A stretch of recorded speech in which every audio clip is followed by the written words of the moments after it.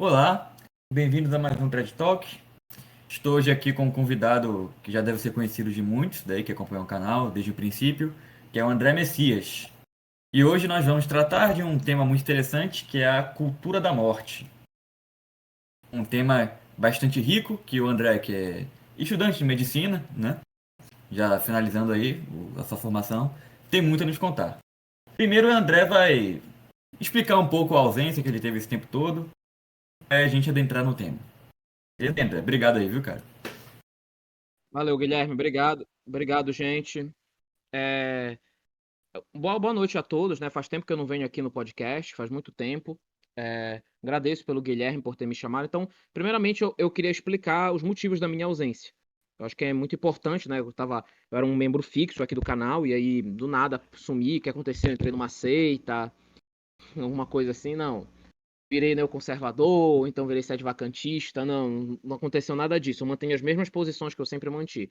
O que aconteceu foi o seguinte: eu passei por alguns perrengues na minha vida privada, né? Eu perdi o meu pai recentemente, ano passado, por essa doença maldita do Covid. Tive também apertos na minha faculdade, o curso de medicina, conforme tu vai avançando, fica pior, né? E além disso, eu tive também problemas não tanto com o Trad Talk, mas algumas pessoas que estavam relacionadas ao Trad Talk e que eu percebi que criou-se um clima meio ruim, mas isso não foi o motivo de eu ter saído, longe de ter sido o motivo de eu ter saído. Os principais motivos foi uma coisa pessoal mesmo minha, da minha vida. Não tenho nada, não tinha nada contra o Semag, inclusive os membros que saíram do Trad Talk, eu me dava muito bem com eles. Inclusive, saíram, tomaram uma decisão que eu discordo totalmente, mas eu me dava muito bem com eles. O Semag eu considero ele um grande amigo meu, gosto muito dele, então. O Guilherme também é muito meu amigo, então não teve nenhuma briga, não teve nenhuma rixa, nada nesse sentido que aconteceu. A questão principal mesmo foi mais a questão de tempo, de rotina mesmo, sabe? E, e querendo ou não, assim, isso acaba interferindo, né? Na tua vida prática, na tua Ah, sem dúvida. vida pessoal, né? Claro, isso acaba interferindo, né? De certa forma. E Quem aí, estuda, trabalha, as duas coisas, sempre fica um pouco apertado, né? claro, Normal. Ainda claro, mais um curso claro, desse, com né? certeza. É claro. Eu lembro daquela treta que eu tive com os melquitas, que os caras ficavam falando que não, você é um estudante de medicina obscuro. Eu fico pensando assim, cara, não tenho culpa, cara. Desculpa se eu passei no curso, assim, foi mal. Os caras ficam falando. Mas enfim, foi isso que aconteceu. Então, foi mais sobre isso. Então, agora eu vou voltar, né? Eu tenho temas para tratar, tenho temas fixos. E aí a gente decidiu fazer esse podcast aqui falando sobre a cultura da morte. É um tema que não está no Trad Talk, é um tema que não está presente no Trad Talk, tá bom? E como não está presente no Trad Talk, eu pensei que seria muito bom tratar, e é um tema que eu gosto muito, porque é um tema que é da minha área. E, tipo assim, eu não tratei sobre a minha área de conhecimento no Trash Talk. Eu sempre falava de temas que eram paralelos na minha área. Temas, por exemplo, de filosofia, que é um assunto que eu estudo por mim. Eu estudo sozinho, é um hobby que eu tenho, eu estudo filosofia, eu gosto de estudar biologia, eu gosto de estudar essas coisas. Então, o que chegou mais perto foi o tema de evolucionismo. Mas só que eu não sou. Evolucionismo está muito mais relacionado com biologia, não está relacionado com medicina. Não é muito propriamente medicina, tá mais relacionado com. Embora tenha um certo fundamento, eu até já citei, dei alguns pitacos, falei algumas coisas, mas não era tanto. Então, nesse tema, a gente vai poder tratar de coisas da minha área. Então, isso é uma coisa que eu gosto bastante, é uma proposta que eu fiz, agradeço até o Guilherme por ter me chamado aqui. Então, a gente vai poder tratar sobre isso, sobre a cultura da morte, né? Por que eu escolhi esse termo? Bom, eu poderia falar sobre assassinato intrauterino, eu poderia falar sobre anticoncepcionais, eu poderia falar sobre sites de teor adulto. Eu poderia falar sobre tudo isso, separados em um vídeo. Só que eu achei que é bom falar sobre tudo isso, porque eu percebo que muitos protestantes fazem muita besteira. E o próprio movimento Pro-Vida. Na minha opinião, eu vou falar uma coisa aqui que é um pouco forte. É uma coisa forte que eu vou falar aqui, mas que eu vou provar ao longo desse vídeo. Para mim, o movimento Pro-Vida faz um verdadeiro desserviço. O movimento Pro-Vida atualmente é um movimento que faz um desserviço. E eu vou provar aqui nesse vídeo porque eu estou falando isso. Ah, por quê? Porque você virou abortista? Claro que não. Aborto é uma coisa horrível, com certeza. Mas o movimento Pro-Vida, a bandeira que eles levantam, eles defendem coisas certas, com motivos errados, com razões erradas, e nós vamos comprovar aqui nesse vídeo, né? Então a gente vai poder tratar sobre isso. Antes disso, Guilherme, você tem alguma coisa a acrescentar? Não, só é realmente bem interessante, né? Porque normalmente o movimento pró-vida tá ligado aí ao que a gente chama de nova direita, movimento neoconservador, né? E acarreta um monte Exatamente. de problemas aí, né? Pode seguir. Com certeza. Então, muito bom. Então vamos lá. Vamos falar sobre a questão da cultura da morte e vamos tratar sobre esse assunto. Primeiramente, o que é a cultura da morte? O que a gente chama de cultura da morte? Cultura da morte é uma cultura que leva, como o próprio nome diz, à morte, à perda de vida. A morte, propriamente dita, é um fenômeno que todo ser humano vai acabar passando ao longo da sua vida. Todo ser humano vai encontrar com a morte. Nada é mais certo do que a morte, como diria Santo Afonso, e ao mesmo tempo nada é tão incerto como a morte. Não sabemos quando nós vamos morrer, mas temos certeza que vamos morrer. Então, temos que estar preparados. Então, se todo mundo morre, por que essa questão de cultura da morte? É o que? Assassinato, que está tendo em massa? Também, né? O que acontece? Existe uma verdadeira cultura contra a vida na nossa sociedade.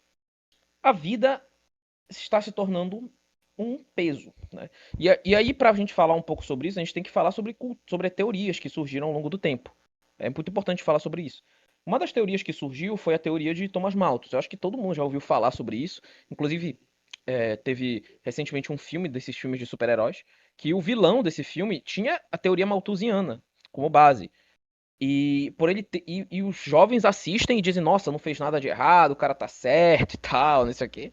Sendo que ele tava com essa teoria malthusiana. O que é essa teoria malthusiana? O Malthus, ele chegou numa conclusão, uma conclusão da cabeça dele, que se eu não me engano ele nem era ateu, coisa assim, ele era realmente, ele era realmente religioso, mas ele chegou na conclusão que ia chegar, que os alimentos, eles cresciam em uma PA. E a população crescia numa PG. O que significa isso? PA é progressão aritmética, é uma conta matemática que é uma progressão, né? Que está relacionada com soma, né? Enquanto que os alimentos cresciam numa proporção de multiplicação. Então, no fim, o que isso ia levar? Isso ia acabar levando que ia ter mais pessoas do que comida no planeta, mais pessoas do que recurso no planeta. E aí, com isso, ele criou métodos de controle populacional. Só que, evidentemente, ele não. Por ele ser religioso, ele não tinha uma visão favorável a contraceptivos, até onde me consta, né? Não sei, porque eu não sou biógrafo do Malthus, então eu não tenho certeza. O que eu sei sobre ele foi o que eu já li de autores sobre e pessoas que usaram a teoria dele, né? Então ele propunha realmente uma questão de castidade mesmo, para controle populacional, coisa assim. Pegaram a teoria dele, é uma teoria que ele não tinha provas para afirmar, é uma teoria que ele tirou do acaso. Então, por exemplo, hoje a superpopulação, a teoria do crescimento populacional, é dito como uma certeza. Não tem solução e tal. A gente sabe que não é isso, né? Inclusive, André, é até um assunto econômico isso, né? Porque foi provado, as ideias do Malthus foram provadas que, na verdade, não foi bem assim que aconteceu, né? Porque ao mesmo tempo que, ok, cresceu a população, mas a produtividade, as técnicas agrícolas, tudo isso cresceu muito, né? Então a produção de alimentos se tornou uma coisa muito mais ampla e eficaz do que na época dele, né? Acho que século XIX ali, né? Exatamente. Então, quer dizer, não faz sentido a teoria dele. Mas, enfim, fez muito sucesso. E aí a gente surgiu as vertentes do malthusianismo, que seria o neomalthusianismo e o ecomalthusianismo. O ecomalthusianismo, na verdade, eu acho que deve ser o mais propagado hoje em dia, né? Que é a ideia do que o ser humano é... Que entra também a hipótese de Gaia, né? Tem até um livro sobre essa hipótese de Gaia, que o planeta Terra seria um organismo e os seres humanos seriam os parasitas, né? Então, existe uma noção dessa noção de que muita gente no planeta faz mal, que a Terra faz mal pro planeta, que o ser humano é o animal mau e tal, etc. Isso tem um fundamento em gnose também, que a gente não vai entrar muito nesse mérito, porque já é um outro assunto. A gente tem um podcast focado em gnose, mas tem um pouco de gnose sim nesse assunto, esse ódio à criação, ódio à matéria, né, propriamente dito. Embora diga que tem um certo amor ao planeta, à mãe natureza, né, que seria um panteísmo, mas a gente sabe que panteísmo e gnose se misturam, né, muitas vezes. Então tem um certo fundamento, mas o Malthus criou essa teoria e a galera propagou. E hoje a gente surge o neomalthusianismo, só que o neomalthusianismo já apelava para outras coisas, para outras vertentes, já apelava para assassinato intrauterino, já propagava para anticoncepcionais, já apelava para isso. E isso é muito propagado. Então, muitas pessoas que mandam no mundo, por assim dizer, isso presidentes e tal, propagam isso, dizem que realmente temos que investir em controle populacional. Os países ricos e desenvolvidos têm um crescimento de população de de filhos por família, né? Alguns são menos de um, sabe? Tipo a França, por exemplo, tá quase acabando a população da França. Tanto que é por isso que os muçulmanos estão migrando para lá, estão quase se proliferando totalmente na população. Então, o crescimento populacional diminui muito, porque chegou-se a essa conclusão de que quanto menos gente tiver, mais rico é o país. E não é assim que funciona. Entendeu? Não é assim que funciona. A gente vê aquelas fotos da Índia, a gente vê aquelas fotos de alguns estados, um monte de gente amontoada, mas a gente tem que pensar que, por exemplo, aqui no Brasil, tem muita gente em pouco espaço. O Brasil tem muito espaço que não é habitado. Tem muito espaço que não tem gente. Então, o que acontece é uma má distribuição de pessoas, de terra. Existe uma má distribuição disso. Por isso que está acontecendo. Se a gente juntasse toda a população do planeta em determinados estados dos Estados Unidos, caberia a população lá. Por mais incrível que pareça, caberia. Então, por exemplo, o que falta é uma questão de organização. Então não existe isso de ficar propagando isso. Enfim, aí surgiu já essa questão de uma cultura sobre isso. Somado a essas teorias malthusianas, a gente teve a Revolução Sexual, né, nos anos 60. Teve uma revolução sexual que teve como base pensamentos de ideólogos de gênero, como também teve pensamentos do Sigmund Freud. Sigmund Freud, judeu, cabalista, né? Era ateu, se dizia ateu, mas que foi influenciado pela Cabala. Inclusive tem teses de doutorado sobre Sigmund Freud e a Cabala. Teve essa influência do Freud, com certeza. E ele propagou essa ideia da revolução sexual. Mas é principalmente o que Freud propagou é uma ideia um tanto quanto delicada, uma ideia um tanto quanto complicada. Que era o quê? Freud propagou uma ideia de que a própria. é, o que acontece? A gente sabia que a gente tem a nossa alma, e a nossa alma, a nossa dignidade e tal, etc., é o que define o que a gente é. Então, por exemplo, eu sou um ser humano, porque eu tenho uma essência de ser humano. Mas, por exemplo, a sexualidade em mim é um acidente. Se eu sou homem ou mulher, isso é um acidente, certo? É um acidente que a gente tem na nossa alma.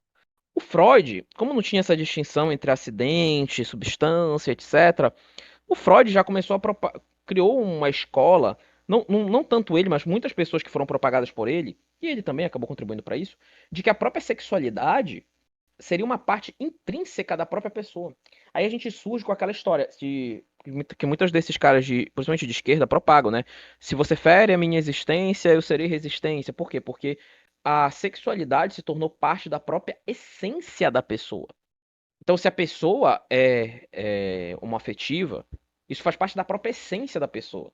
Então, se você falar alguma coisa contra, você está cometendo um crime. É a mesma coisa que você, por exemplo, o caso da pessoa ser homoafetiva não é nem o caso de um acidente essencial. Por exemplo, a cor de pele. A cor de pele é um acidente, mas é um acidente que é da pessoa propriamente dito. É uma coisa que ela não pode mudar. Claro que pode usar. Hoje em dia dá pra fazer qualquer coisa, né? Mas assim, é uma coisa que a pessoa nasce desse jeito, assim, desse jeito. Quando a gente fala do comportamento homoafetivo, embora eles questionem se que a pessoa nasce assim, não vamos entrar nesse mérito. Mas não deixa de ser o que é criticado, o que é propagado pela igreja, é que o pecado está na pessoa praticar o ato. Então, é a prática do ato. Ou seja, é uma ação. Mas mesmo assim, essa ação é um direito inalienável dessa pessoa. E se você falar contra ela praticar essa determinada ação, você está cometendo um crime horrível. Um crime que o STF, por exemplo, aqui no Brasil, igualou ao racismo. Né? Então, por exemplo, você questionar a sexualidade de outra pessoa aqui no Brasil é um crime do nível do racismo. Né? Foi igualado ao racismo pelo STF. Então, teve essa questão da revolução sexual, teve essa propagação e uma maior liberdade feminina. A mulher começou a ter uma maior liberdade, começou a sair sozinha, ter vários parceiros, beber bastante. Não tô falando que tem problema a mulher beber álcool, tá? Acho que vem alguém nos comentários falar alguma coisa. Não tô falando isso. Mas começou a ter uma maior independência feminina, né? Começou a ter esse tipo de pensamento, certo?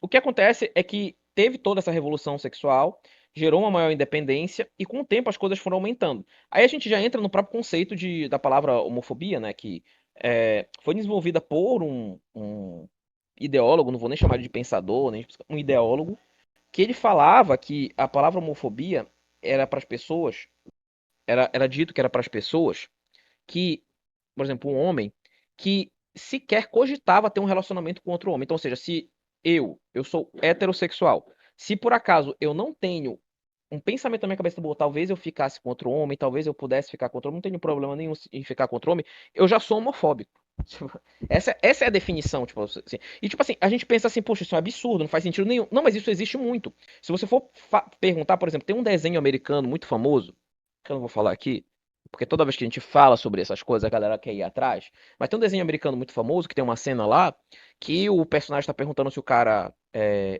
homoafetivo, né, etc. E o personagem lá fala: Ah, não, eu tive essa experiência na faculdade como todo mundo e tal, etc. Quer dizer, é uma coisa que é normalizada. Então, hoje em dia, virou normal o cara que se diz heterossexual, né?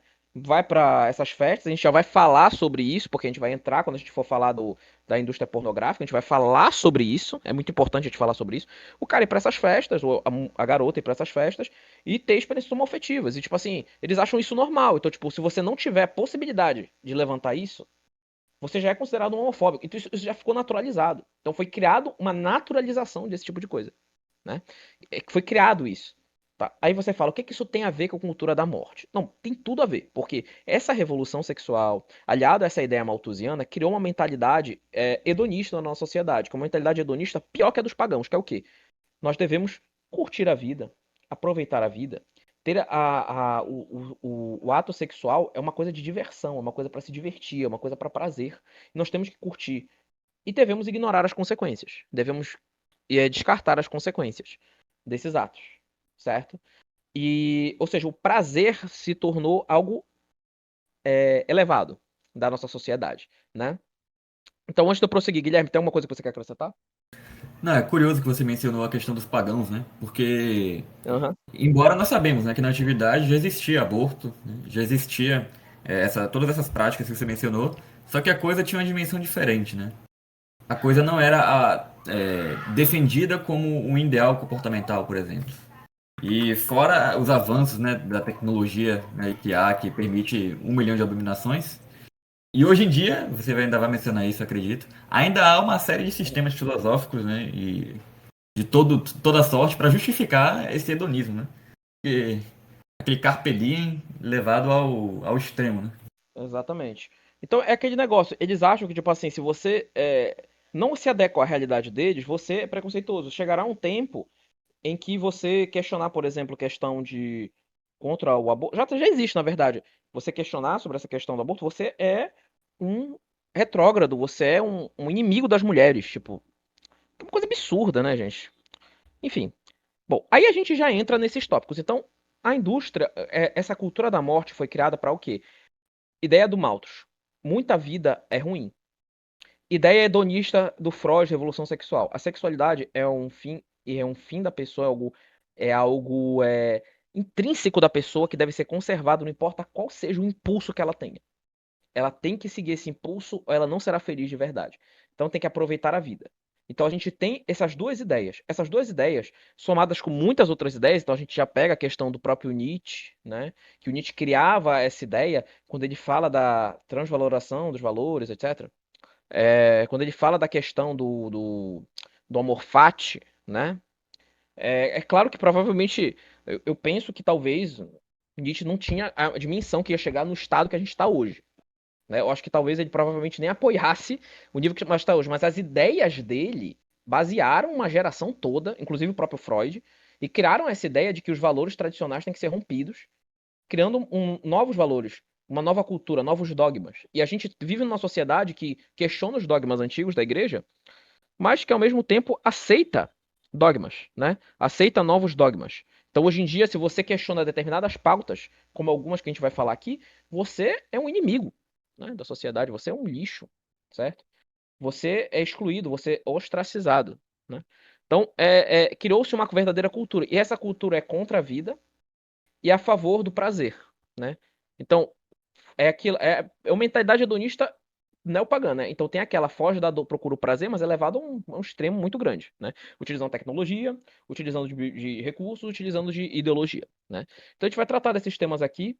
O primeiro que eu vou tratar dos três aqui é um que está muito relacionado com a minha área, que a gente vai poder falar sobre, que é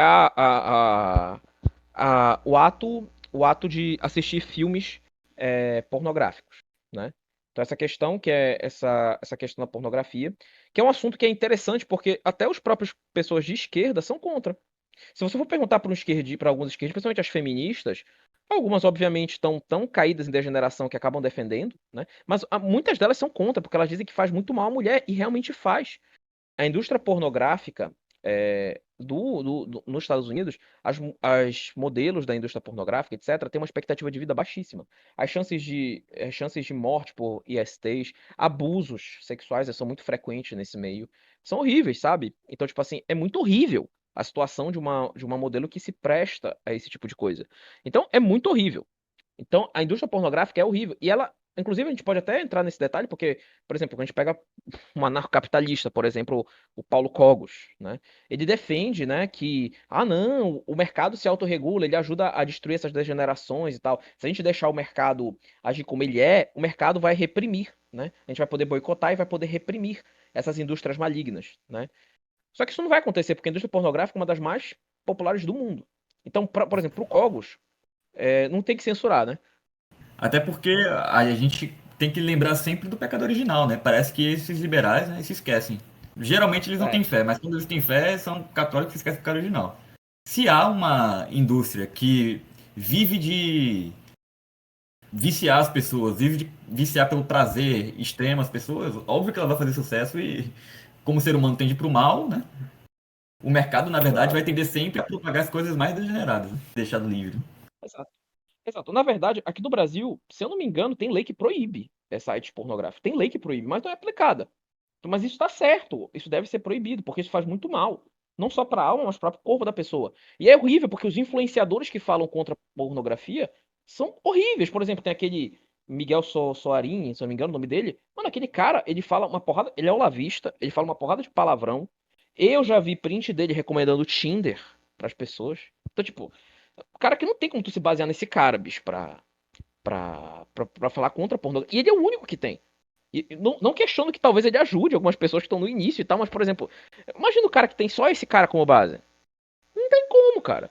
E assim, esses liberais ficam falando isso e tal, não, deixa o mercado se autorregular e tal. A indústria pornográfica não iria acabar desse jeito porque é muito rentável financeiramente.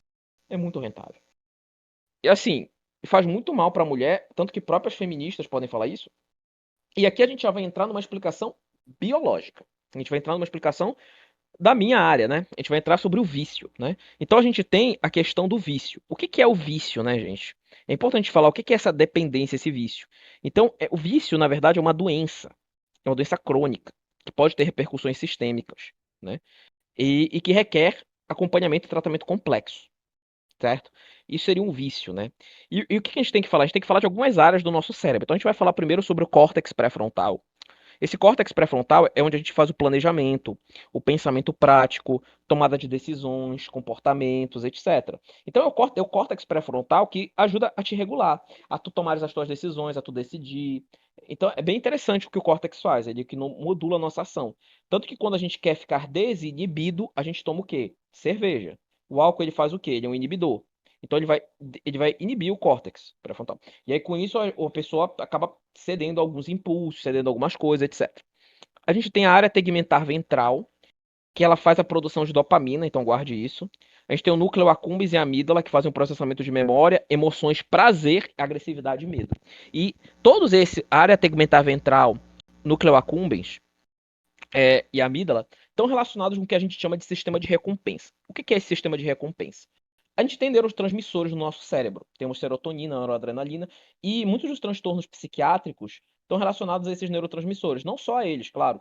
A gente tem também uma questão de alteração neurológica, que inclusive pode ser corrigido com neuroplasticidade, etc., que já é outra história. Mas vamos focar nessa questão, tá bom? Vamos focar nessa questão. A gente tem o, o, dentro desses neurotransmissores, a gente tem a dopamina. A dopamina é um hormônio que ele está muito relacionada com a questão do prazer. Então, toda vez que a gente faz uma coisa que é prazerosa, acontece uma liberação de dopamina. E aí gera uma sensação de euforia, de prazer no seu corpo. Então, por exemplo, quando a gente come uma comida que a gente gosta muito, em média libera cerca de 50%, aumenta em 50% a concentração de dopamina. O ato sexual aumenta em 100%. A cocaína aumenta em 350%. E a metafetamina aumenta em 1.200% a concentração de dopamina. Então aumenta muito a concentração de dopamina. Por isso que essa metafetamina é muito dada nessas baladas, nessas festas e tal. Inclusive porque algumas dessas drogas são erógenas, né? Então os caras dão pra fazerem besteira depois, etc. Então, enfim, não vou nem entrar em detalhes sobre isso. Então, acaba entrando nisso. Então, o que que acontece? Quando a pessoa assiste a esses filmes, e a forma que a pessoa assiste a esse tipo de coisa, cara, é do mesmo jeito que como todas as drogas. De novo, tem um outro desenho americano aí, o mesmo desenho americano que eu citei anteriormente, que eu não vou entrar aqui em detalhes qual é, que eu não quero falar, que é mostrado que, tipo assim, que o vício em bebida lá. E aí mostra que um dos personagens, que é um dos mais viciados, ele teria uma carreira brilhante, etc. E ele só ficou viciado mesmo porque um dos amigos lá dele ofereceu bebida pra ele. Então sempre tem aquele cara que vai oferecer, bicho. Se tu vai passar, por exemplo, o cara tem vício, sei lá, em crack. O cara vai passar na boca de fumo. Se o cara tá passando necessidade, os caras não vão perguntar nada. Como é que tu tá? Tá precisando de alguma coisa? Agora, se tu passa lá e ainda não comprou, eles vão te oferecer. Sempre tem alguém que te oferece alguma dessas coisas. Então sempre tem alguém, algum enviado do demônio, né, para oferecer coisas horríveis pra pessoa. Não tô falando de álcool necessariamente, claro, porque o álcool em si não tem problema, mas tipo, essas drogas sempre tem alguém que vai oferecer. Algum cara não precisa ser teu amigo. Até porque se é teu amigo de verdade, ele não vai fazer isso, mas muitos oferecem. E aí o cara aceitando. Então, dentro desse papo da indústria pornográfica, da pornografia, cara, é o que acontece. O que acontece? Sempre tem um cara, geralmente é um cara mais velho, infelizmente, que ainda não amadureceu, e tem muitos caras assim, que acaba oferecendo esse tipo de coisa pra criança. Pro adolescente, na verdade, hoje em dia até as crianças estão oferecendo. E aí a criança já entra em contato com esse tipo de coisa. E estimula a liberação de dopamina disso. E o que acontece? Ao estimular essa liberação de dopamina, o que vai acontecer? A gente tem algumas coisas que mostram que está tendo essa dependência. Cria-se uma liberação dessa dopamina e aí cria algo que a gente chama de tolerância. O que é essa tolerância? É a necessidade de aumento crescente dessa substância, que no caso pode ser a dopamina, para ter os efeitos obtidos. Então o que acontece? A pessoa assistiu esses filmes e teve uma sensação de prazer. Posteriormente, ela quer assistir mais. Porque ela gostou da sensação, mas quando ela foi tentar fazer de novo, ela não se sentiu tão bem, ela não se sentiu agradável com aquilo. Não é o suficiente, então ela quis subir a dose. Aí tu fala, mas isso aí parece coisa que o álcool. Sim, parece coisa que o álcool faz mesmo. Mas por quê? Porque é a dopamina, é o sistema de recompensa atua do mesmo modo. Essa questão da pornografia atua do mesmo modo. E aí a pessoa quer entrar em contato mais e mais vezes e vai começando a entrar mais vezes. Aí, pouco a pouco, ela começa a não gostar de coisas assim legais e começa a apelar para coisas ilegais, né? Então, por exemplo, eu conheço pessoas que começaram com um vício em, em, em filmes ruins desse tipo, né? Que eram filmes assim que já eram ruins por si só, porque eram pecados contra a castidade, com certeza. Mas depois começaram a cair para alguns outros pecados muito mais graves e tal, chegando até em crimes. Que eu não vou citar aqui, mas, por exemplo, coisas horríveis, sabe? Começaram a cair até em crimes, coisas contra a natureza, é, ao ponto que, tipo assim, tem mulheres que têm maridos viciados nesse tipo de coisa que dizem, eu não quero ter filho com esse cara. Eu não quero ter filho com esse cara, porque eu tenho medo do que pode acontecer. Justamente por causa disso, porque a pessoa entra em contato com essas coisas e aí começa a mentalizar. A pessoa vê aquela coisa e ela começa a ver que a prática acaba não correspondendo. Porque a vida prática dessa pessoa é triste, ela não consegue conseguir esse prazer na sua vida prática, só nesse vício. E aí, isso pode gerar que ela acaba cometendo crimes. Sim, isso acontece, pode acontecer. E aí o que acontece? A pessoa pode criar uma compulsão pelo consumo, então um desejo incontrolável de consumir essa substância. Então, ele que não quer isso, e aí ele pode acabar gerando uma síndrome de abstinência, certo? Então ele pode gerar uma instabilidade, ele pode não conseguir chegar nisso, se ele tentar parar, ele vai começar a ficar doido, ele vai começar a surtar, ele não vai conseguir ficar parado, ele vai começar a suar frio, porque ele quer aquela sensação, ele quer ter aquele prazer, certo? Então, por exemplo, como eu disse, as pessoas têm. A comida libera 50% de dopamina. A comida já faz isso com algumas pessoas. Não à toa, Santo Tomás de Aquino não conhecia o que era dopamina, não fazia ideia do que era dopamina. Mas ele já falava que a gula leva a pecados contra a castidade, justamente por causa disso. A gula, ela trabalha com esse esquema de recompensa. E o ato sexual também trabalha com esse esquema de recompensa. Então, Santo Tomás de Aquino já antecipou isso que hoje a neurociência mostra. É muito interessante, né? Porque a própria teologia católica anteveu isso, né? Porque tanto a comida como esses prazeres, né? Estão aí dentro do apetite concupiscível, né? E é Exato. justamente isso. Preservação da espécie e preservação da vida. Tá tudo no mesmo campo aí, né? Uma coisa se relaciona com a outra. Exato. Então, e aí o que acontece? Para ele evitar esses sintomas de abstinência, o que a pessoa faz? Ela vai aumentando o consumo disso. Então ela vai começando aumentando e aí ela, pouco a pouco, o que ela fazia antes não satisfaz, ela acaba caindo em coisas mais graves. E São Tomás e a própria escritura já falava disso, um abismo leva a outro abismo. Então uma pessoa que acaba caindo num pecado contra a castidade, que em si já é uma coisa gravíssima, acaba caindo em coisas mais graves ainda. Aí já vai caindo para mais degenerações. Isso acontece muito. Eu já vi esse tipo de coisa na prática. Eu já vi com pessoas que eu conheci isso acontecer. Pessoas que já eram próximas minhas, eu já vi acontecer esse tipo de coisa. Então a pessoa tá tão viciada nisso que ela acaba caindo nisso. Entendeu? Então, o consumo desse tipo de produto torna-se prioridade para essa pessoa. E a pessoa acaba tendo um estreitamento do próprio repertório. Certo? O que isso quer dizer? Ela vai querer diminuir suas próprias interações sociais. Então, tudo na vida dela vai girar em torno de falar sobre isso. Então você pode pegar uma pessoa que é aquele teu amigo que só fala besteira. Tem muito amigo, tem muita gente assim que só fala besteira. Na academia, então, aqueles tiozões e tal só falam besteira. Muito provavelmente esses caras têm um certo vício em coisa pornográfica. Por quê? Porque ele só consegue falar sobre isso. Isso gira a vida dele. Esse ato, essa coisa, é o que norteia a vida desse cara. Sem isso, a vida dele é um vazio, certo? Então, ele é viciado nesse tipo de coisa. Não necessariamente só em praticar o ato, mas em conversar sobre isso, porque isso norteia a vida dele. A vida dele é só falar sobre isso. Isso diminui o repertório e diminui também a inteligência. Quanto mais a pessoa cai nesse tipo de coisa, a pessoa pode até ter um certo conhecimento de coisas práticas, por exemplo, conhecimento sobre matérias de ciências exatas e tal, ela pode até ter um certo conhecimento sobre isso. Mas especulativamente a pessoa é um imbecil, é burra. Ela não consegue alcançar verdades metafísicas, porque ela está chafundando na lama. Tanto que faz muito bem a Bíblia a comparar isso com porcos, né? Porque os porcos Isso ficam na lama, né? falar. Só consegue olhar pra baixo, né? Assim, E vive na lama. exato, exato. O porco só vive na lama. Só olha A pra baixo. escritura faz muito. Exato. Então, quer dizer, é incrível como a escritura, São Tomás e tal, falam de coisas que a medicina posteriormente nos provou, né? E, e aí a pessoa acaba não querendo procurar ajuda, ela acaba se rebatendo. Já vi umas páginas, tem umas páginas lá, pare de ver pornografia na internet. Eu não sou muito chegado nessas páginas, porque muitas vezes elas postam coisas imorais, né? Pra tentar, tipo assim, não sei por quê, mas muitas vezes porque os caras que estão donos dessa página nem católicos são. Começa por aí, porque eles percebem que tem um problema aí. E tem muita gente que vai defender nos comentários, minha liberdade, eu posso fazer o que eu quiser. Geralmente são anarcocapitalistas e tal. A minha liberdade, eu posso fazer o que eu quiser. Meu amigo, é sua liberdade. Você não tem um direito de destruir o seu próprio corpo desse jeito. Você não tem o direito de fazer esse tipo de coisa. Isso é um pecado. Você fazer esse tipo de coisa é pecado. Tá certo? E você não tem. E é incrível essa mentalidade de liberdade absoluta que eles têm. Então, as pessoas são destruídas por drogas e são destruídas pela pornografia. E uma coisa geralmente leva a outra, né? Porque a pessoa não tá sentindo mais aquilo pela pornografia e já recorre a outra droga, que é o quê? Aí o álcool.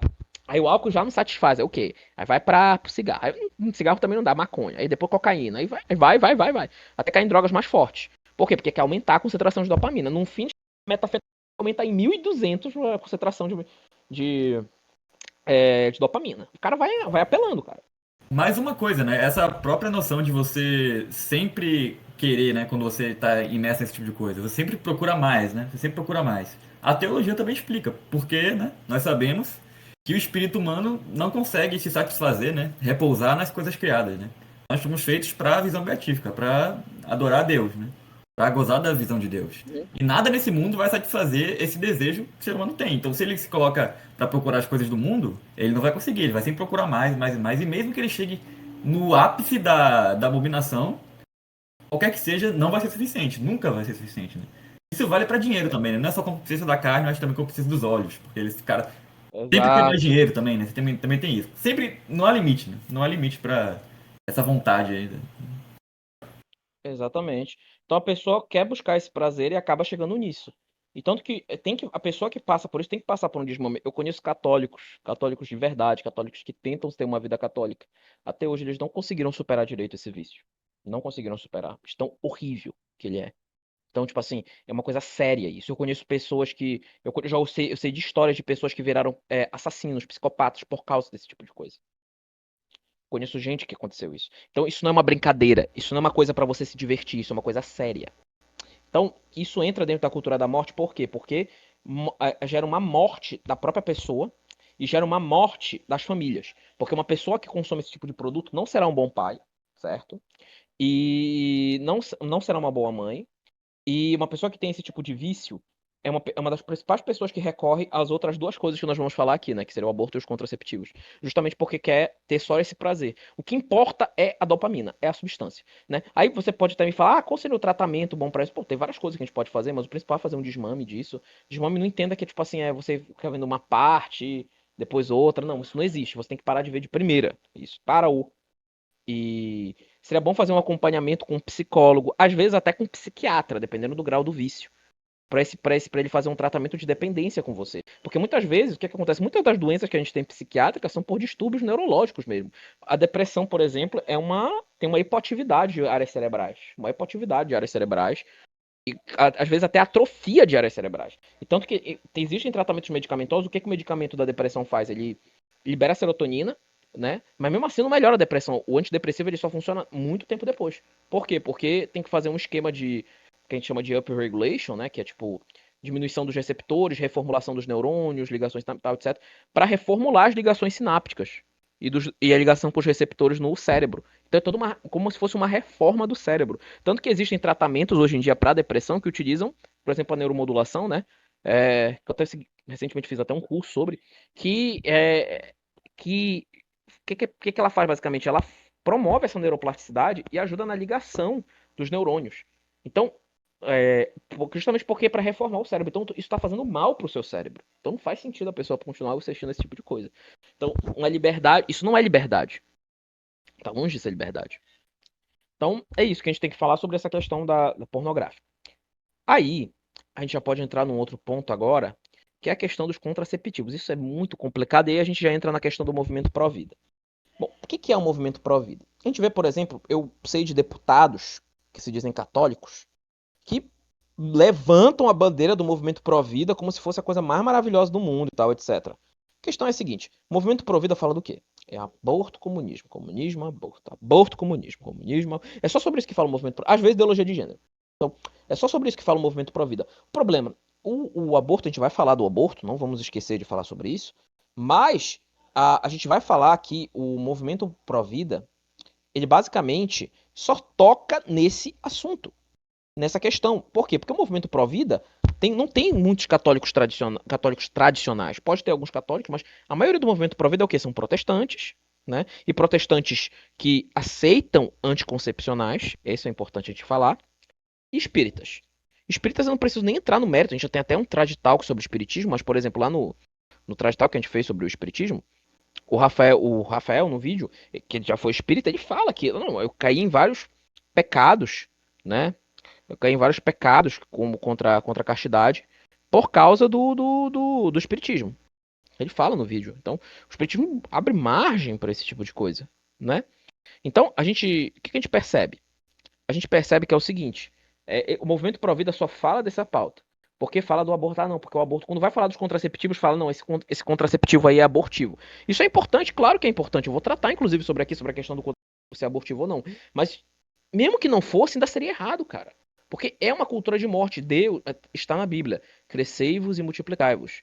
O que você está fazendo quando você usa esse tipo de método contraceptivo, você está negando Deus. Você está negando filhos para Deus. Você está impedindo filhos de nascer. Talvez um dos filhos que você negou de nascer fosse o que fosse resolver essa crise da nossa igreja. Talvez um dos filhos que você está já negando de nascer fosse o que fosse resolver os problemas do nosso país. Esse filho que você está negando de nascer fosse o que trazer uma coisa boa para o país. Ah, mas se ele nascesse e virasse um criminoso, não dá para saber. Não tem como você saber esse tipo de coisa. E mesmo um criminoso pode se arrepender, como a gente conhece São Dimas. Então, o movimento pró-vida só toca nesse ponto de aborto. E combate contraceptivos só focando nesse ponto de aborto. E esquece a pauta principal, que é dos contraceptivos. Não vejo comentação contraceptiva. Inclusive entre católicos. Tem católico que defende o contraceptivo, prescreve contraceptivo, defende esse tipo de coisa. E o movimento pró-vida se cala e só ficam tocando nesse assunto de aborto. Então, pra mim, o movimento pró-vida faz um verdadeiro desserviço, porque se você bate só no aborto, você não bate em toda essa cultura de morte que norteia, meu amigo, você está ferrando com tudo. Você está ferrando com tudo, essa que é a verdade. Por isso que muitos é ridicularizado, por exemplo, esse movimento pró-vida por muitos caras de esquerda. Claro que eles são um bando de canalha, isso é verdade, mas são muito por causa disso, porque é uma hipocrisia, cara. Muitos dos caras que defendem esse movimento pró-vida consomem pornográficos, e usam anticoncepcionais. Não faz sentido nenhum esse tipo de coisa. Inclusive, uma crítica que algumas pessoas de esquerda fazem, né, os movimentos pró-vida, que tem certo grau de razão, apesar deles, né, claro, não darem a orientação completa, né, que eles dizem o seguinte, que o movimento pró-vida só é a favor da vida e a partir do momento que o bebê nasce, acabou, né? Porque eles são a favor de liberdade econômica total, são a favor do capitalismo totalmente desregulamentado, da rede Exatamente. social. Ou seja, o sujeito não importa, né? Eles consideram qualquer política de assistência social como comunismo, muitas vezes, qualquer forma de auxiliar, né, os pobres por meio do Estado, seja o que for. Não, por meio do Estado, né? Porque para eles qualquer coisa que seja o Estado interferindo economicamente é comunismo automaticamente. Então, ao mesmo tempo que eles são defensores corretamente da vida, né, desde a concepção, ao mesmo tempo eles não ajudam o trabalhador miserável, por exemplo, não só a favor da ajuda dele pelo Estado, que é uma coisa que a igreja prescreve, né? Uma coisa que a igreja prescreve como necessária, né? E, lógico, Perfeito. a esquerdista vai ter mais um argumento, ó, você é pró-vida, mas e o pobre, como fica? A questão é que o esquerdista Exato. é abortista, né? O problema é esse, em geral. Esse é o problema. O que tu percebe é que o que tu percebe é que muitas vezes o esquerdista é mais sensato do que muitos caras de direita. Isso é um absurdo, mas essa é a verdade. É o que acontece. Então, nesse ponto, por exemplo, aí a pessoa quer ter uma vida burguesa, quer ter uma vida com poucos filhos, quer ter dois filhos, ou então só um filho e um cachorro, né? Ou então nenhum filho. E, e mesmo assim levanta a bandeira contra aborto, levanta a bandeira nesse sentido. Tem que levantar, a gente tem que combater aborto, mas não adianta só ficar nesse ponto, cara. Não adianta. Não adianta.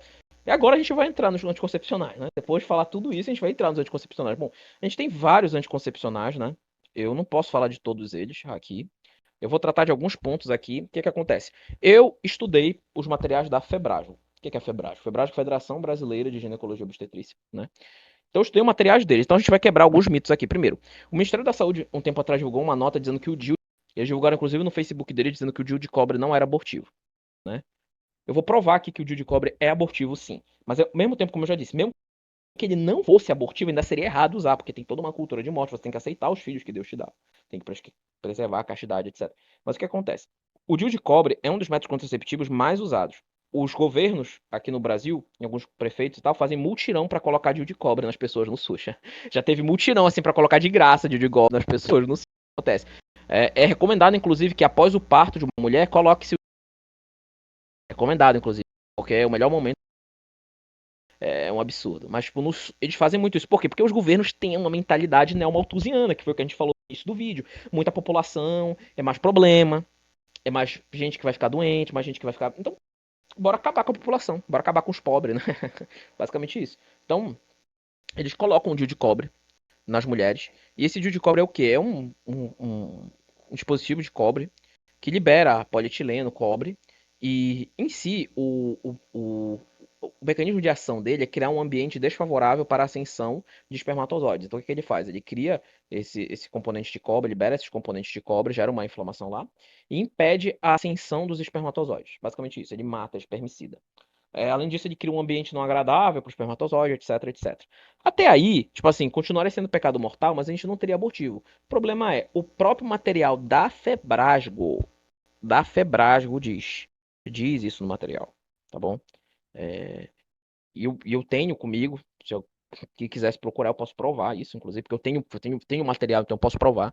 O material diz que um dos mecanismos de ação dele é impedir a ligação de óvulo no endométrio. É falado isso lá. Que ele pode impedir a ligação de óvulo no endométrio porque ele induz reações inflamatórias, alteração do endométrio, etc. O problema, isso é aborto. Porque a igreja defende que a vida começa no instante da concepção. E faz todo sentido biologicamente falando, porque o próprio Moore, Moore, que é um livro de embriologia, é citado no Moore claramente que onde começa a vida? A vida provavelmente começa no instante da concepção.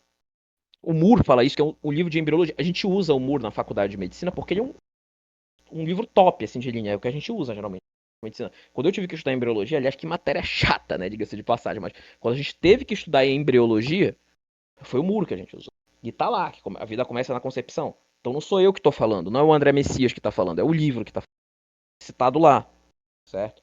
E é citado começa lá. Ora, se já é uma vida quando aconteceu a fecundação, se você impede a anidação, você está cometendo aborto.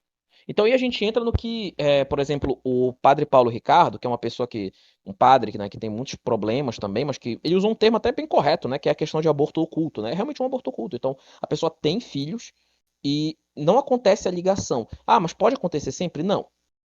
Não existe. Pode ser que nem aconteça a ascensão dos espermatozoides, pode ser, mas existe a possibilidade. E provavelmente, considerando o quanto eles usam esse DIU pelo Brasil e pelo mundo, a gente pode ter certeza que muita gente deve ter morrido. Muitas pessoas devem ter morrido por causa disso. Muita gente morreu. Então, a gente está falando talvez dos maiores assassinatos em massa da história. Maior que o Holocausto. Para vocês terem ideia. Né? Porque isso aí é o quê?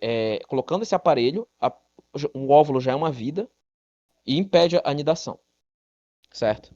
Então isso acontece. Certo? Isso acontece. E ninguém fala nada sobre isso. O DIU de cobre, inclusive, é incentivado. Fora que também. Aí desenvolveram outros DIUs, que é o DIU de progesterona. Até onde me consta. Até onde me consta. Não sei se ele tem esse efeito no endométrio. Como ele é de progesterona, tem essa questão de atrofia do endométrio. Eu creio que deva ter esse efeito também. Mas o que é mais usado mesmo no SUS é o DIU de cobre.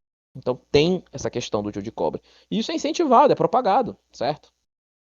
E inclusive o DIU, ele tá entre os LARCs, né, que são os anticoncepcionais de longa ação, que são os anticoncepcionais que inclusive dizem que são mais eficazes que a própria laqueadura, né? Porque nem a laqueadura é eficaz, né? Tão eficaz 100%, por assim dizer, porque já teve casos que, por exemplo, que a laqueadura é tu cortares ou dar uma volta nas trompas, né, da mulher, etc, do óvulo, para impedir que o óvulo migre, etc. O espermatozoide também, né? Já aconteceu de mulheres que cresceu uma parte para outra, uma cavidade e tal, e aí acabou passando. Já aconteceu. Já aconteceu. É raro, mas já aconteceu, né? É aquele negócio, quando é para nascer, Deus faz que nasça, né? Então, mas aí existe isso, e ele é muito usado, o DIU de cobre. E eu vejo católico usando. Já vejo católico usando.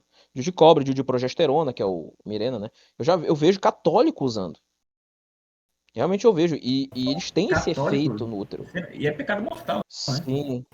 Com certeza é pecado mortal para católico, mas eu vejo católico, claro que não é católico tradicional.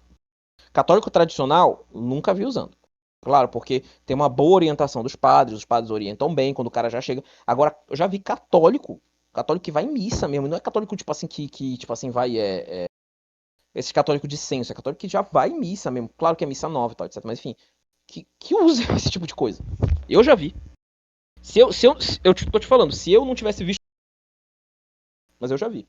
Protestante usa direto, né? Protestante, pra eles é de boa. Mas claro que não, né? Claro que eles usam esse argumento aí de que é abortivo, por isso eu não uso. Mas aí usam os outros que não são abortivos, né? Enfim. E eu já vi. E aí o que acontece? A gente tem outros anticoncepcionais que são os anticoncepcionais orais. Aí a gente tem os combinados e os de progesterona. Os combinados é que tem estrogênio e progesterona, né? Que o efeito deles principalmente é o seguinte: o nosso corpo, quando a gente tem hormônios, quanto a gente aumenta o hormônio, a gente inibe. Parece uma coisa absurda, né? Parece contraditório, mas é isso mesmo. Então, por exemplo, quando a gente tem uma alta concentração de um hormônio, acaba levando um sinal que acaba para o nosso hipotálamo, nosso para diminuir, né? Uma repressão. E aí acaba, muitos desses anticoncepcionais orais e tal, acabam usando, né? Eles acabam inibindo determinados hormônios, no caso da pílula do dia seguinte, que ela também é abortiva, porque ela impede a anidação do óvulo no endométrio. Isso acontece também. Muita gente já falou sobre isso, né? Mas ela faz isso, ela promove isso, esse é o fim dela. Então, quase. Acho que todo mundo já falou sobre isso, mas eu não estou focando na pílula do dia seguinte, estou focando nos combinados e de progesterona. Os combinados e o de progesterona são dois anticoncepcionais que são parecidos, mas ao mesmo tempo são diferentes. É um pouco estranho, eu sei. Anticoncepcionais é um assunto meio chato de se estudar, porque é muito confuso. Muitas vezes eles não citam, né, os fundamentos, né, eles não citam os fundamentos, né, para fazer isso, e aí acaba dando problema. Então, o que acontece? O anticoncepcional combinado, o nome combinado vem porque ele é uma combinação de dois hormônios. Ele é uma combinação de estrógeno com progesterona, certo? Já o anticoncepcional de progesterona, como o próprio nome diz, ele é de progesterona, então ele só tem progesterona, então o próprio nome diz. Todos esses, o estrógeno e a progesterona são muito importantes, são componentes importantes do sistema da ovulação da mulher, né? Então ajuda na fecundação, ajuda a promover a ovulação. E os anticoncepcionais combinados, tanto os combinados contra os de progesterona, eles acabam entrando para inibir esse ciclo, seja por uma sobrecarga de hormônios, que aí acaba inibindo, seja porque em determinado momento ele estimula o estrogênio quando não era para estimular, estimula a progesterona quando não é para estimular, então pode acontecer esse tipo de coisa, certo? Dentro desses hormônios. E aí, a princípio, tu pensas, tá bom. Então, o problema é mais essa questão do aborto, né? Que já é uma questão muito grave, né? Aí, o problema é mais essa questão do aborto mesmo. Mas, assim, no geral, se não tivesse isso, assim, esses anticoncepcionais são bons. Por exemplo, se eu, por exemplo, eu tenho. Pode surgir, porque eu acho que vai ter gente que vai perguntar, porque muita gente tem. Eu tenho síndrome dos ovários policísticos. Tenho síndrome dos ovários policísticos. É o quê? O que é síndrome dos ovários policísticos? É uma doença, né? Que a pessoa tem, como o próprio nome diz, ovários policísticos, e ela tem uma produção exacerbada de hormônios androgênios. Que são hormônios androgênios? São hormônios que a gente encontra no homem. Então é uma mulher que tem um aumento desses hormônios androgênios, e aí ela vai ter manifestações masculinas. Então, por exemplo, é aquela mulher que pode ter, por exemplo, bigode, porque ela vai ter mais pelos desse tipo, pode ter um engrossamento da voz, pode ter muitas coisas, né? Pelos mais grossos nos braços. Enfim, é uma coisa que esteticamente é meio. Pode ter muita espinha, né? Enfim, é uma coisa que esteticamente é meio. A gente admite, é meio desagradável. Aí ela pode falar: então eu não pretendo ter relações, né? Sou católica, e não pretendo ter relações só depois do casamento. Então, eu acho que não tem problema eu tomar esses anticoncepcionais aqui, por combinados e tal, e os de progesterona. Eu não vejo problema em fazer isso. Pois é, minha querida, mas tem problema sim. Tem problema sim. Começa que é o seguinte: anticoncepcional não é tratamento para SOP. Anticoncepcional só controla os sintomas para SOP. É a mesma coisa que a gente tem uma outra doença, que é a fibromialgia. É uma doença que é tipo assim, é uma dor insuportável que a pessoa sente em vários lugares do corpo, é uma dor sem explicação. A pessoa não consegue também dormir direito e tem problemas de memória. É uma doença, essa doença. E a galera entope o cara de analgésico, inclusive analgésico forte. Eu já vi gente usando até tramadol, tipo assim, rotineiramente para isso. Já vi gente usando morfina, e que é uma droga que gera dependência. Então, tipo assim, é bem complicado. E a galera usa isso como se isso fosse tratamento. Isso não é tratamento. Qual é o tratamento para fibromialgia? É o mesmo tratamento para SOP. Mudança do estilo de vida e atividade. Principalmente para fibromialgia, a atividade física.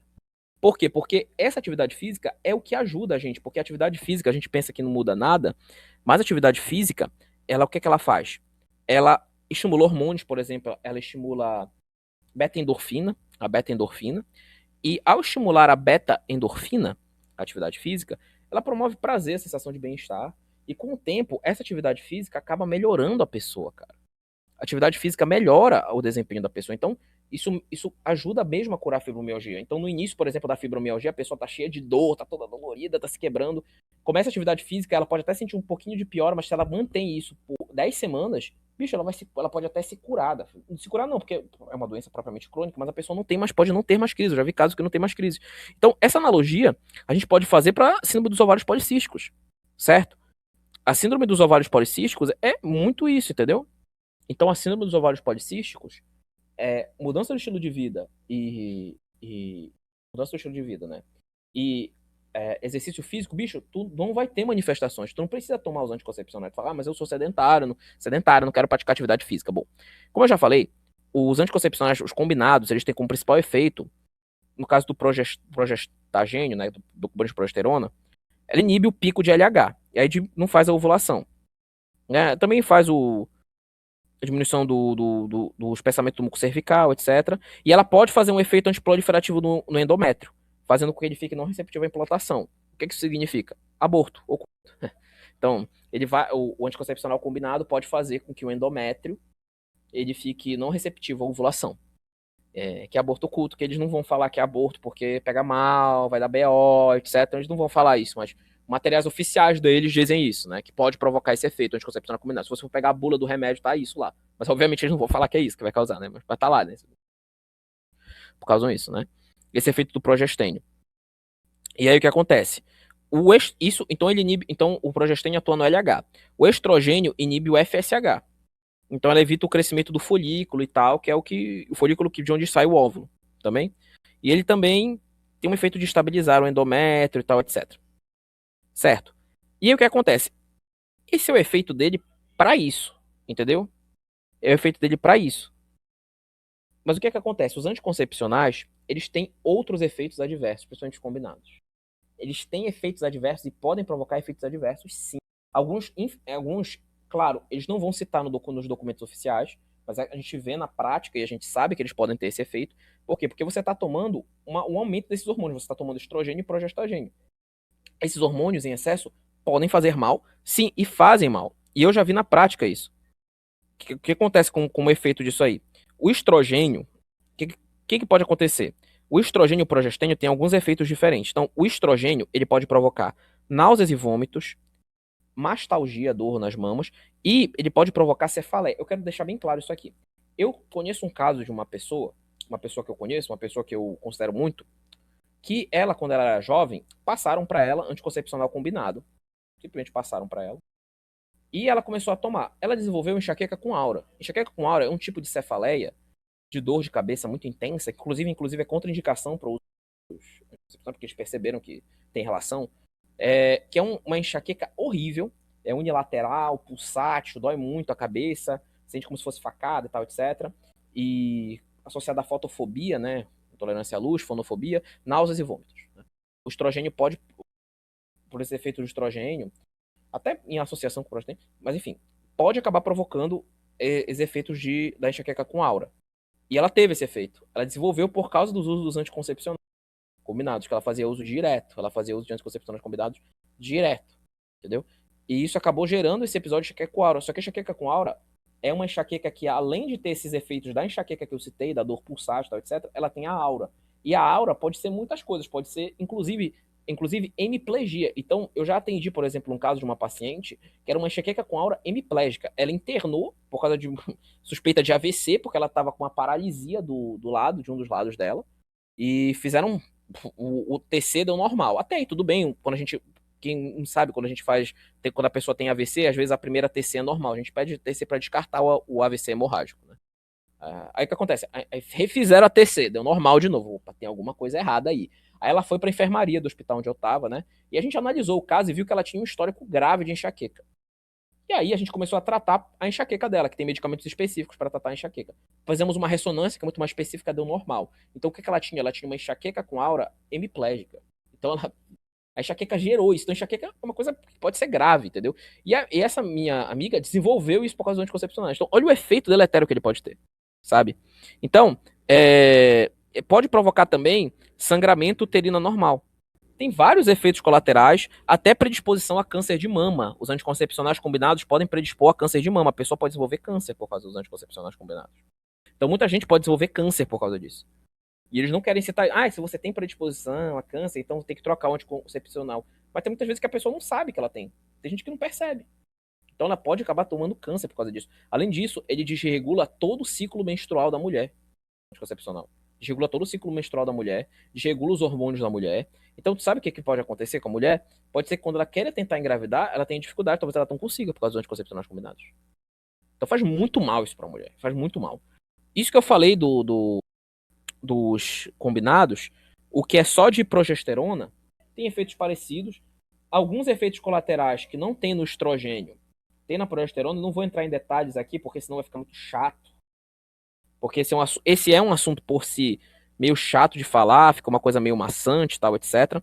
Mas enfim, entende-se, né, que ele tem um efeito sobre o de progesterona tem um efeito sobre o endométrio, né, transformação do muco cervical, diminuição da ascensão do espermatozoide, certo?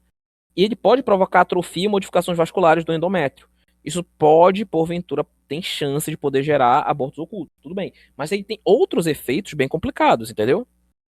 Tem outros efeitos complicados.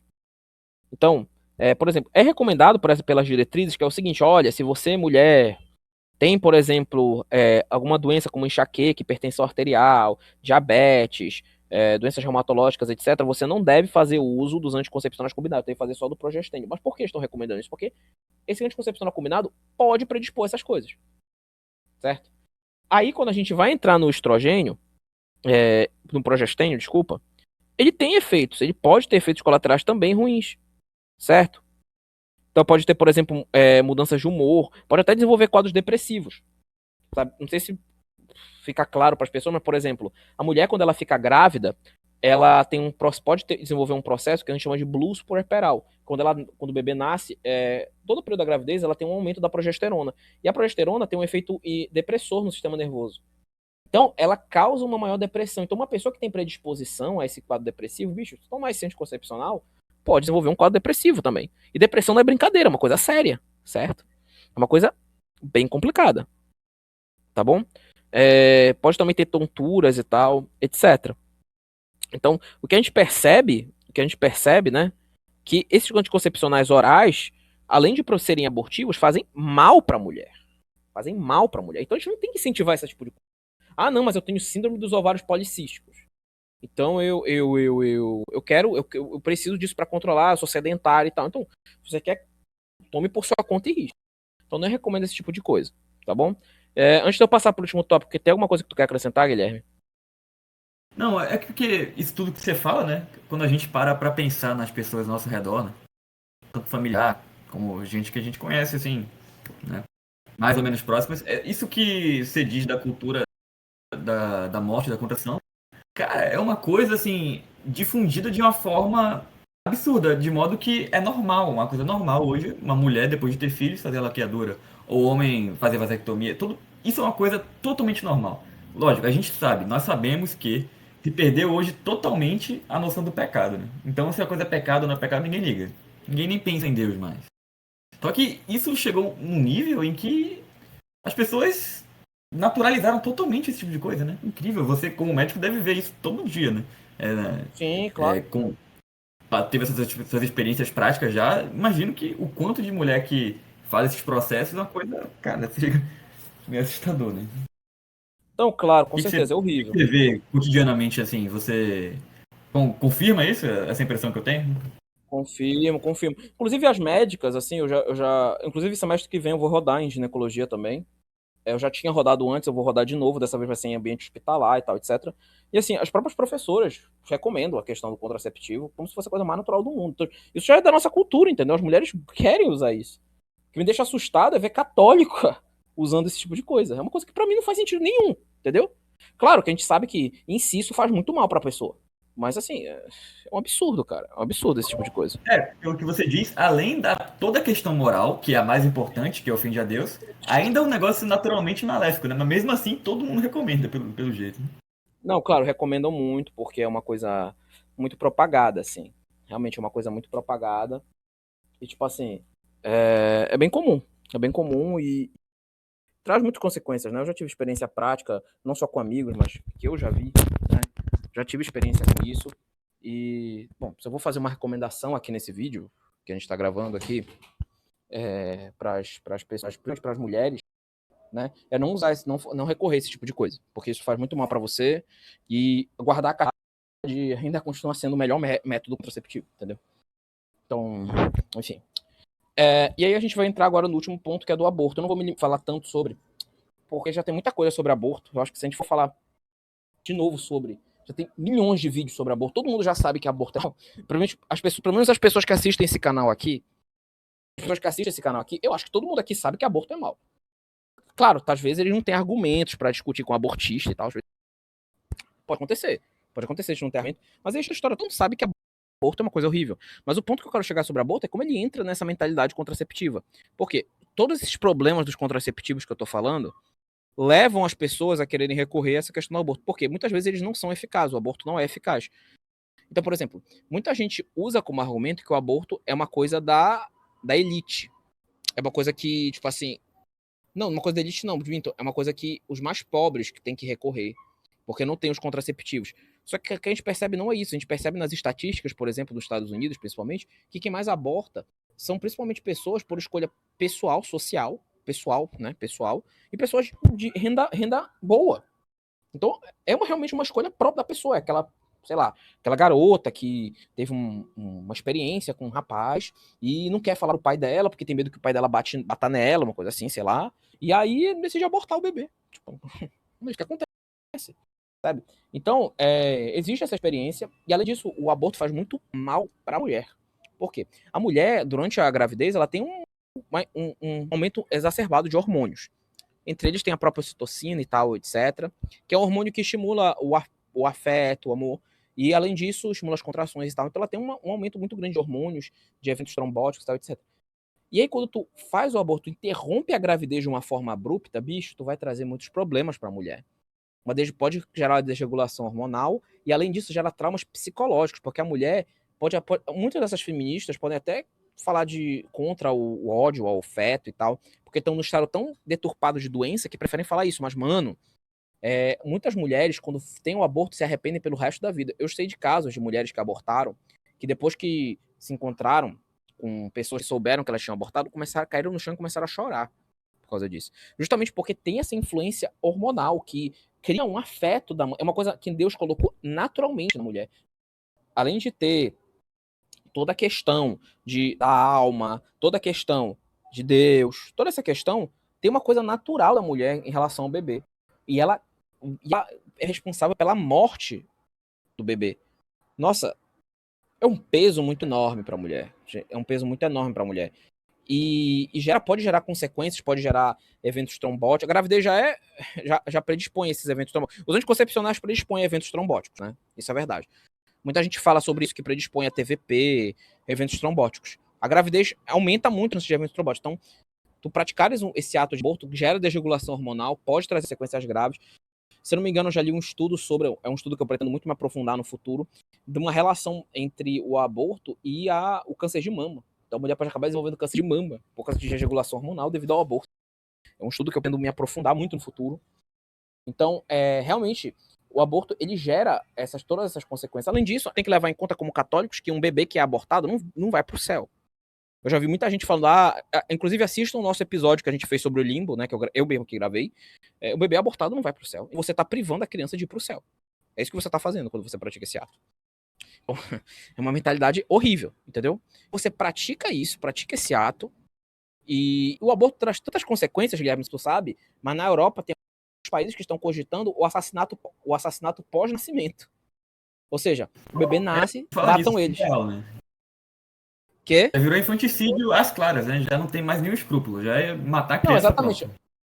Mas porque eles perceberam que o aborto faz muito mal para a mulher. Pode gerar morte, pode gerar hemorragia, pode gerar muita coisa. Além de todas essas consequências hormonais que eu falei aqui. Então eles decidiram o seguinte: não, mulher tem o filho, aí a gente mata ele depois. Assim, tipo, tem gente realmente propondo isso na comunidade científica. Eu tô surpreso, tipo assim, a galera fala isso às claras, assim, tipo, por exemplo, se fosse em outros tempos, os caras estariam presos. Mas assim, é um absurdo.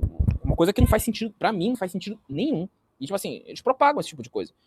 Mas o aborto realmente é uma consequência dessa conduta contraceptiva. E existe o fundo da eugenia. Eu vou contar aqui pra vocês um caso de uma paciente que eu atendi. Eu atendi uma paciente há muito tempo atrás, né? Que ela comentou comigo que ela tinha, na verdade, o que é que ela tinha? Ela tinha um problema de esterilidade, né? Ela não tinha bebê, não tinha tido bebê, e na ultrassom mostrava que ela tinha muitos problemas no útero e tal, etc. Mostrava que ela tinha muitos problemas no útero, né? E eu estranhei, porque o útero dela estava muito estranho na ultrassom. E eu estranhei, porque não faz muito sentido. A gente já pensa numa DIP, né? Que é uma doença inflamatória pélvica, talvez ela tenha tido uma infecção, não tratou e tal, etc. Eu pensei em várias possibilidades. E aí eu fui conversar com ela, ela contou uma história dela. É uma história bem bem horrível.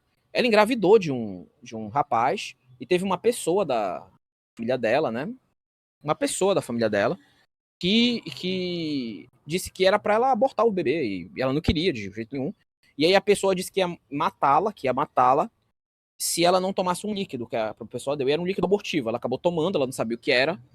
Ela acabou tendo problema com o aborto, quase morreu, na verdade. Ela acabou abortando o bebê. E isso destruiu a região do útero, e, enfim, ela não pode mais ter filho por causa disso. E aí eu fui querer saber o motivo, e o motivo foi porque o namorado dela na época era negro, né? Então a pessoa fez isso porque o cara era negro e não queria que tivesse filho negro. Isso no Brasil. Isso no Brasil, tá? Imagina nos Estados Unidos isso. Imagina nos Estados Unidos esse tipo de coisa, né? Então imagine como é que é lá nos Estados Unidos, que lá o racismo é forte que aqui no Brasil, né? Então isso existe, isso realmente existe. O aborto é uma eugenia, existe esse critério de eugenia dentro do aborto. E, inclusive, uma das coisas que a esquerda usa, né, para justificar o aborto é dizer que, não, você vai deixar a criança, no caso de pessoas pobres, né, que têm filhos, você vai deixar o bebê nascer para viver pobre. É melhor abortar, ou seja, é uma questão já de materialismo completo, né? É melhor morrer do que ser pobre, então. Pois é Uma incrível isso. eugenia materialista. Parece até uma mentalidade capitalista, né? Exatamente. Então a esquerda acaba se unindo com a direita nesse ponto, porque é um eugenismo, gente. É um eugenismo. Isso existe mesmo. Isso existe. Na Europa fazem muito isso, né? Escolhe. Tem a questão que entra também na cultura da morte, que a gente não falou muito aqui, mas que da questão de você selecionar qual filho você quer, como é o filho que você tá querendo, e fazer fertilização in vitro baseado nisso, que isso existe muito, tal, etc. Existe. Gente, esse tipo de mentalidade existe, cara. Tipo, a questão da galera querendo usar como argumento, sempre apelam pra hipocrisia. Essa galera da esquerda sempre apela pra hipocrisia. Hipócritas, tipo assim, eu já discuti com uma pessoa, que eu fiquei muito irritado com ela, que disse assim, esses caras de direita só falam isso porque é o seguinte, eu nem sou de direita, mas ele estava falando disso e eu achei um absurdo o que ele estava falando. Esses caras de direita, não sei o quê, só dizem que são contra o aborto só dizem que são contra o aborto até a menina deles engravidar. Quando ela engravida, ou quando a camisinha estoura, não sei o quê, eles defendem, eles são a favor, eles querem que aborte. E aí eu disse que isso é um absurdo. Por quê? Por que eles falam isso? Porque é o argumento da hipocrisia. Eles não podem defender necessariamente o aborto, querem apelar para a hipocrisia. Mesmo que as pessoas de direita fossem hipócritas desse jeito, todas fossem hipócritas, ainda assim o aborto seria errado. Ainda assim, ele seria intrinsecamente errado. Então, tu apelar para a hipocrisia é um dos argumentos mais ridículos que tu pode usar. Assim, realmente tem gente que é hipócrita no meio dessa direita. Tem muita gente. A gente passou, na verdade, metade desse podcast detonando o cara de direita, cara. Metade desse podcast foi só focado nisso, cara. Eu pessoalmente, só foquei nisso. A gente passou metade desse podcast detonando o cara de direita. Mas isso não muda o fato de que isso está intrinsecamente errado. O aborto é intrinsecamente errado. É um assassinato, é um crime contra a mulher. E então apela para aquela coisa, onde o aborto é aprovado, ele cai. Isso não existe. Isso, de novo, é a mentalidade liberal que a direita está usando. Que é a ideia de que se você permitir alguma coisa, ela vai diminuir. Uma coisa ilegal, ela vai diminuir. Por quê? Porque o mercado vai regular. É a mesma mentalidade, que não faz sentido. E pro aborto é uma coisa absurda, né? Porque é como se você estivesse dizendo, se você legalizar o assassinato, o homicídio, aí vão diminuir os homicídios. Cara, é homicídio, não dá para defender isso em nenhum aspecto, nenhuma ocasião. Exatamente, então é uma coisa totalmente absurda, né? Uma coisa totalmente absurda.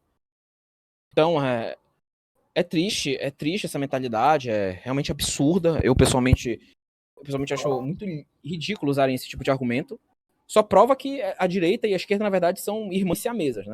Essa que é a verdade. Né? Muita gente aí na direita defende, por exemplo, o aborto após estupro, né? Exato. Tem gente que defende assim, Aquele senhorzinho, geralmente liberais. esse eu cito o nome porque ele é famoso, aquele Caio Coppola, que é queridinho da direita, né? Da galera do Bolsonaro. Esse eu cito o nome porque é famoso, e eu soube que ele se diz católico. Ele deu uma entrevista pra uma mulher aí que ele se diz católico. Ele defende porque ele fala o seguinte, o argumento principal que ele usa é o seguinte, quando a gente tem o direito à vida, mas o direito à vida não é absoluto. O direito à vida não é absoluto, tanto que a gente tem a pena de morte, tal, etc. Então, o direito à vida não é absoluto. Então, quando a mulher é estuprada, ela tem o direito de abortar o bebê, porque foi um crime contra a mulher, então ela tem o direito, a vida pode ser relativizada nesse. Nossa, bicho, esse argumento é um absurdo, cara. Eu acho incrível um cara se dizer conservador e usar um argumento desse, cara. Na verdade, eu não acho absurdo. É surreal. Isso é um argumento que um nazista poderia utilizar, Exatamente, um cara. leninista, qualquer um, né? Qualquer um desses. Eu nem precisaria responder, mas já respondendo, assim, vida inocente não é relativizada. A vida inocente, o direito à vida inocente não é relativizado. Tu não pode relativizar um direito a uma vida inocente. Senão, como é que eu posso relativizar o direito da vida dele? Eu podia relativizar o direito da vida dele, por exemplo. Então, a gente tem, por exemplo, o Richard Dawkins falando que para uma mulher que descobriu que o filho tinha síndrome de Down, que ele pode que era para abortar e fazer outro. Tipo, uma coisa totalmente surreal. Então, existe esse fundamento eugenista. Microcefalia também, né? Exatamente. Não sei se já foi aprovado no Brasil aborto de criança com microcefalia, mas também é uma pauta dele, né? Mas existe isso. Não, se eu não me engano, ainda não foi aprovado, mas já foi aprovado anencefalia. Que, diga-se de passagem, também é errado o aborto em anencefalia. A gente pensar, pô, mas o bebê tá morto, né? Não, não tá morto. Não, muitas vezes o sistema nervoso vivo. dele ainda. O sistema nervoso dele ainda é funcionante. E às vezes tem anencéfalos que vivem um bom tempo. Eu soube de um caso, um professor meu da faculdade, que é especialista nisso, inclusive doutor e tal, etc.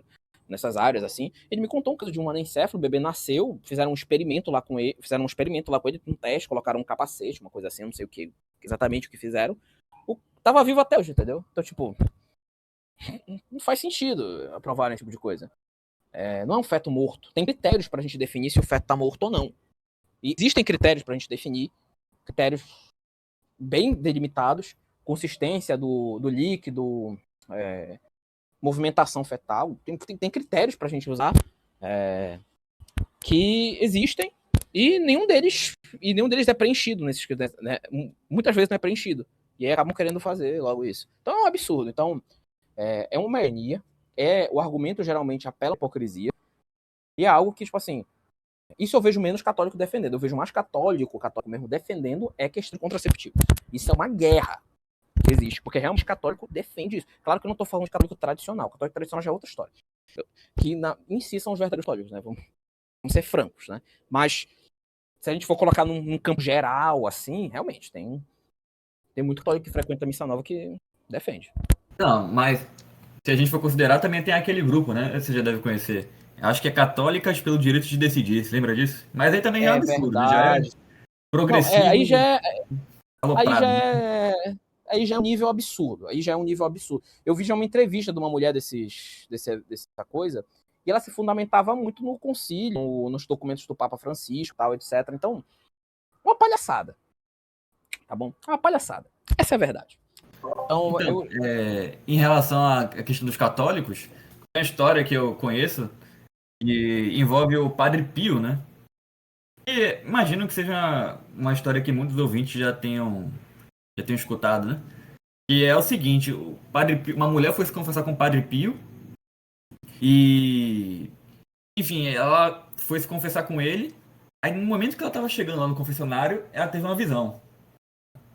Tem uma espécie de êxtase, enfim, ela teve uma visão que ela estava na Praça de São Pedro e um novo Papa estava sendo eleito, estava sendo carregado, né, ovacionado com a tiara papal, enfim. E uma coisa muito linda, né? E todos amavam esse Papa e tudo mais. E quando findou-se a visão, né, ela foi falar com o Padre Pio disse: esse Papa que você viu, né? Ele sabia que ela tinha visto.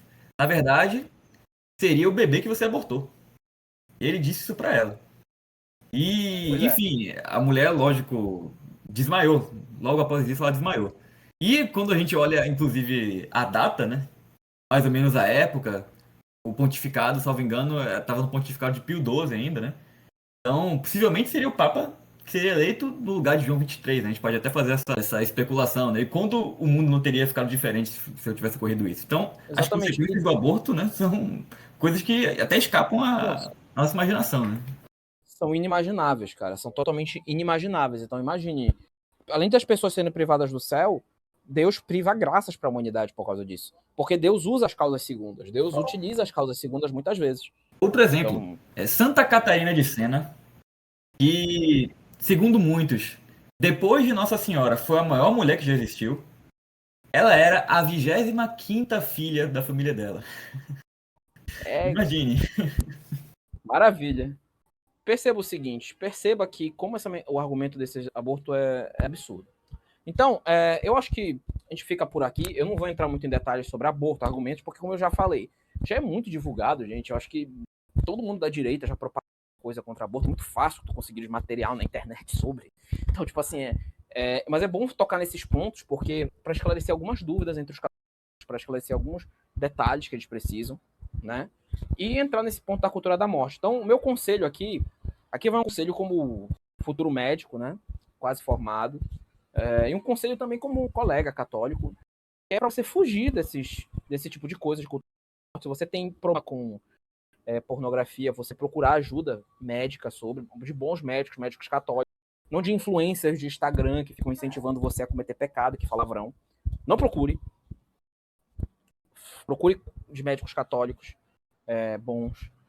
Se você faz uso desses anticoncepcionais, procure não usar mais eles.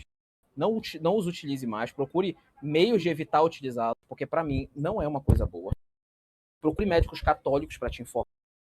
Isso é a questão do aborto, não preciso falar para você, porque se você é católico de verdade, você não está ouvindo. Mas se você conhece alguém que defende esse tipo de reze por essa pessoa, que você pode fazer e no que puder desaconselhe ela a fazer, né?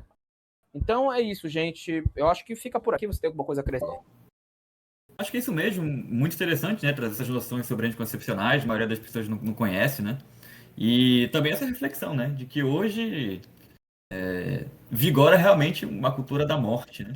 As Aham. pessoas preferem tudo menos ter filho, né? Preferem dinheiro, cachorro, qualquer coisa, menos ter o trabalho, entre aspas, de ter um filho e recorrem a coisas, assassinatos, né? Geralmente. Coisas que podem Exatamente. fazer mal enorme. Enfim, Exato. muito bom, muito obrigado, André. Trouxe também algumas reflexões bem interessantes em relação à direita e pró-vida, né? Que a gente deve ter um asterisco, porque apesar de terem pautas verdadeiras, geralmente essas pautas vêm acompanhadas de coisas maléficas que contradizem essas mesmas pautas, né? Por exemplo, como a gente mencionou, o cara é anti-aborto, ótimo, mas é a favor do liberalismo econômico, que na prática acaba quase que inviabilizando a criação, né, dos filhos, a situação do pobre. Como é que o pobre vai ter filho numa miséria, num estado de darwinismo social? A questão dos anticoncepcionais, né, dos protestantes aí nesse meio, né? Como Exato. aquela autora que escreveu um livro sobre aborto que é protestante, né? Por exemplo, Aham. vamos ficar nos católicos e buscar a orientação da igreja. Esqueça influência protestante, influência neoconservador, enfim. Mas é isso, muito obrigado, André, muito interessante o podcast. E estamos aí no aguardo de outros episódios. Muito Ok, obrigado obrigado a aí. todos. Boa noite, Salve Maria. Tá, Maria.